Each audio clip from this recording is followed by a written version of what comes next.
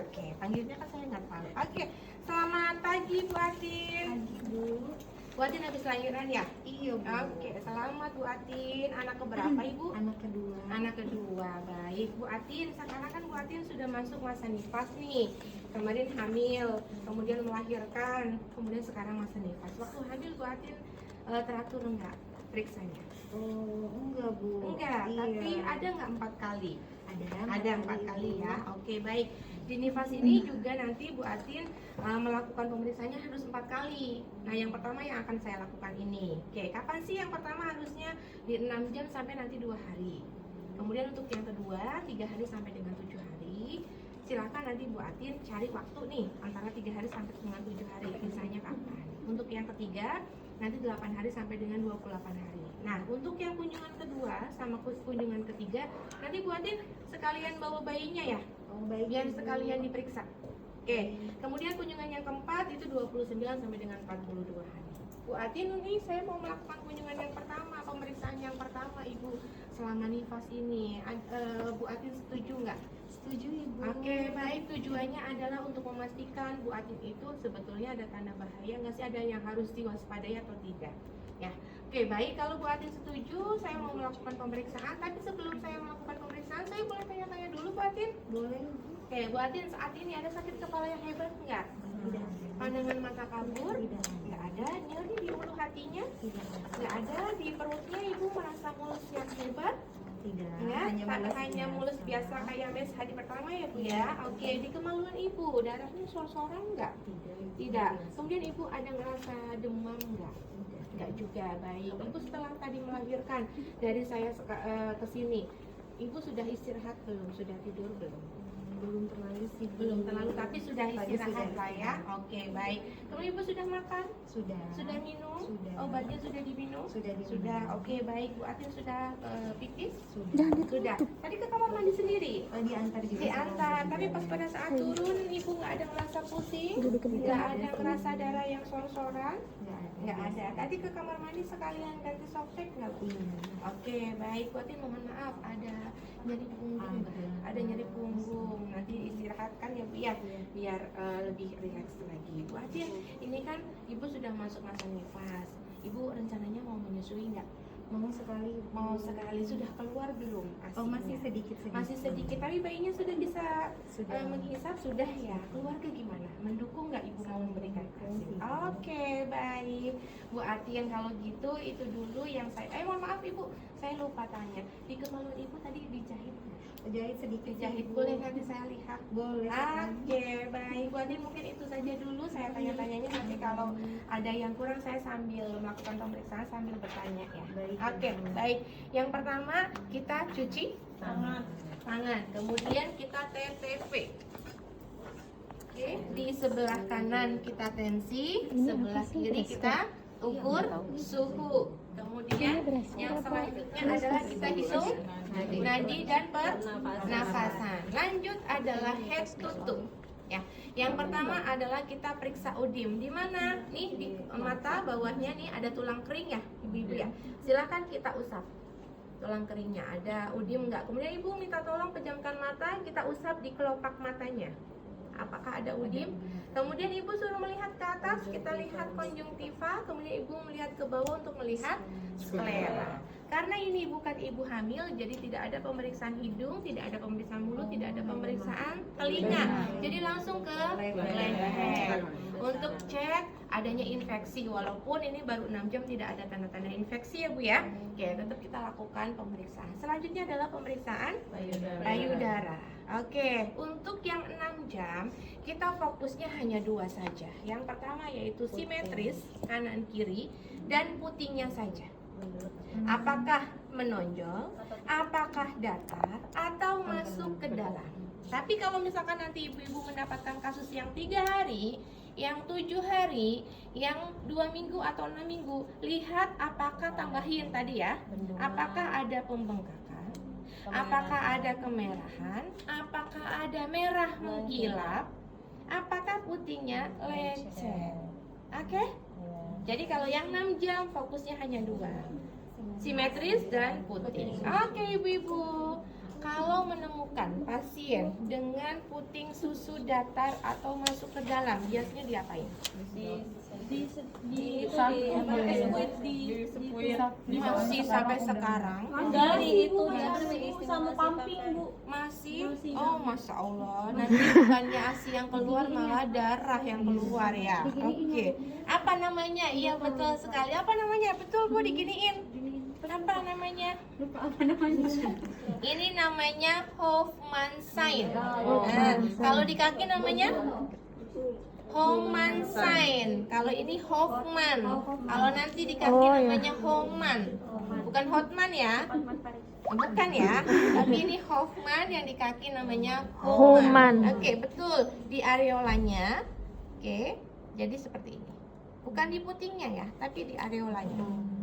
Oke, ini boleh dilakukan dari semenjak hamil, tapi kalau sudah hamil a term, 35 ya 37 minggu ya. Oke, nanti kontraksi. Kenapa Bu kok nggak di putingnya, Bu, nggak kayak giniin putingnya? Kenapa? Takut putingnya lecet, karena kan ada puting yang sensitif kan. Nah, baru kita kalau misalkan mandi terlalu keras di bagian itu aja biasanya ada yang lecet, gitu ya. Oke, baik, Ibu tidur lagi. Ibu itu ada ketentuannya nggak berapa kali dilakukan? Sampai dengan terlihat atau ada menonjol. perubahan, ada Iya, progresnya. betul. Oke, sudah. Sekarang kita ke perut. Perut ada 4 poin. Yang pertama adalah TFU. Tadi kalau 6 jam berapa, Bu? 6 jam 2 jari 2 jari di bawah pusat. Oke, kalau 3 hari pertengahan pusat simfisis. Kalau 7 hari di atas simfisis. Kalau 2 minggu Tidak terlihat. Tapi nanti jangan dijawab semuanya ya. Iya, sesuai Jadi nanti kasus. sesuai dengan kasus Ibu, kalau dapatnya 3 hari berarti pertengahan pusat Piscis. Oke, tadi yang pertama adalah TFU. Kemudian yang kedua adalah kontraksi. Kontraksinya bagaimana? Keras atau lembek? Ya, keras nggak uterusnya, lembek nggak uterusnya. Kemudian yang ketiga tadi kandung kemih. Ibu Ifat, Ifat jadinya Ibu Atit ternyata udah pipis, jadi kandung kemihnya sudah kosong. Kemudian yang selanjutnya adalah kembung. Kan biasanya kalau ibu habis bersalin kan begadang ya, atau ibu nifas kan biasanya begadang menyusui ya. Oke, itu jadi ada 4 poin di perut ya. Oke, TFU, kontraksi, kandung kemih, dan kembung. Oke, selanjutnya adalah harusnya di anogenital. Tapi karena nanti harus pakai sarung tangan, jadi saya ke ekstremitas dulu ya. Oke, ekstremitas atas. Iya, biar nanti nggak mencret-mencret. Oke, kita lihat telapak tangannya apakah pucat atau tidak. Kemudian ibu minta tolong gerakin, ada kaku, ada kesemutan. Oke, biasanya kalau ibu hamil tua ya atau menjelang persalinan biasanya kaku, kesemutan ya, kram ya. Ibu silakan kakinya gerakin juga. Ada kaku, kesemutan? Tidak ada. Ibu mohon maaf. Oke. Selanjutnya kita periksa udim di punggung kaki, kemudian nih di telapak di mata kaki bawahnya. Kemudian ibu saya buka sedikit ya, nih di tulang kering di sampingnya. Ini tulang kering sampingnya. Apakah ada udim atau tidak? Iya, gitu. Habis itu kita buka varises. Kita raba varises kanan kiri. Tadi juga udim kanan kiri, ya. Kemudian varises. Nah, yang tadi ada apa Bu tadi? Hoffman sign. Gimana cara pemeriksaannya? Ada 2 cara pemeriksaannya. Yang pertama adalah kita ini betis kan? Nah, kita pegang betis dari atas, kemudian telapak tangannya di keatasin. Enggak. Ibu sakit enggak? Enggak, Bu. Enggak ya. Oke. Ini ya cara yang pertama. Cara yang kedua, kita angkat kaki ibu, kemudian kita pegang betisnya kayak gini, tarik ke atas sama. Ibu sakit enggak? Itu caranya. Iya, orang saya yang minta jadi ibu jadi pasien saya. Jadi ada 2, itu cuman bedanya diangkat sama enggak? Iya, betul. Ini namanya Hoffman sign. Untuk mengetahui apa? Adanya cedera. Adanya Apa sih? adanya udim Bukan. Apa Adanya yang kesalah itu loh. Apa posisi melahirkan. Apa namanya? Tromboflebitis femoralis. Terlalu lama posisi litotomi. Gimana cara penata laksanaannya? Dia lebih tinggi bukan sih? Kalau lebih tinggi kan udin. Apa dong? Kompres, oke boleh. Itu biasanya masih lanjut. Apa Bu? Pakai kaos kaki bola. Jadi kaos kakinya sampai ke atas. Kan ini betis kan? Sampai atas kan? Nah, boleh. Kalau dulu saya belajar masih D3 pakainya stocking.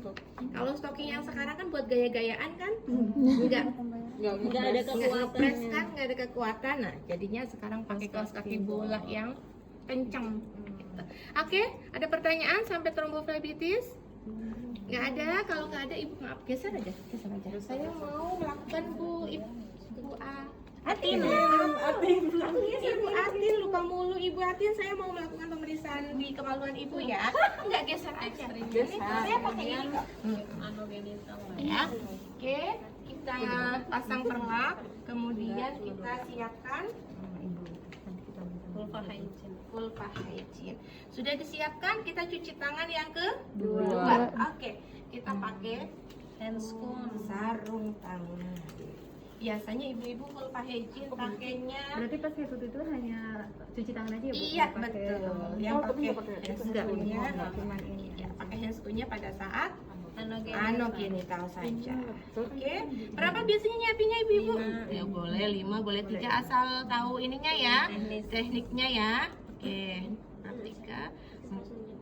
Ini soalnya udah biasa. Enggak Bu, kalau 3 kayak gini. Nah, gini. Kayak gini, terus nanti kayak gini. Oke, silakan ibu-ibu mau berapa?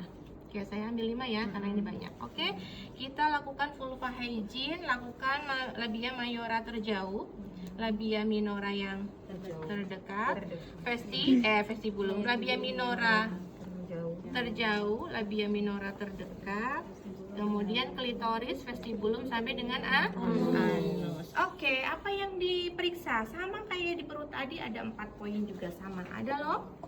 Ya. 6 jam berarti lohianya? Rubra. Oke, 3 hari? 3 hari. Rubra masih rubra. 7 hari? Sangun lenta. Kalau 2 minggu? Serosa. Oke, itu tadi lohea. Yang kedua adalah luka jahitan. Ibunya tadi mengatakan kalau ada luka jahitan, bagaimana keadaannya? Oh, masih basah karena kan masih 6 jam kan? Kemudian lihat kerapiannya, rapi nggak? Jangan-jangan ada yang belum terjahit. Ada yang terlepas nggak itu benangnya? Ya.